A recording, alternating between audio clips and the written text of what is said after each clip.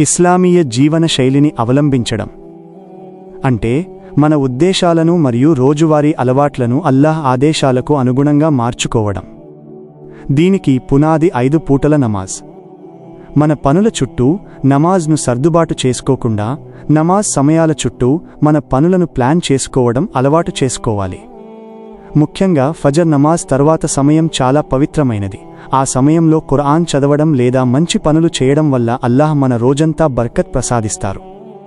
కేవలం హరాం పనులకు దూరంగా ఉండటమే కాకుండా మనం తినే ఆహారం మరియు సంపాదించే సంపాదన హలాల్గా మరియు స్వచ్ఛంగా ఉండేలా చూసుకోవాలి. అతిగా తినడం తగ్గించి ఆరోగ్యకరమైన ఆహారం తీసుకోవడం ముహమ్మద్ సల్లల్లాహు అలైహి వసల్లం వారి సున్నత్. మన ప్రవర్తన మరియు ఇతరులతో మెలిగే విధానం కూడా ఇస్లాంలో చాలా ముఖ్యం.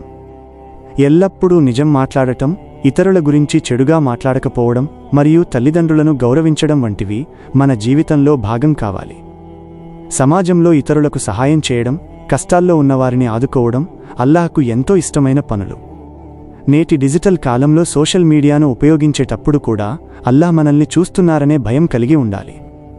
అనవసరమైన విషయాలకు దూరంగా ఉంటూ ఖాళీ సమయాల్లో అల్లాహ్ను స్మరించుకోవడం వల్ల మనసుకి ప్రశాంతత లభిస్తుంది.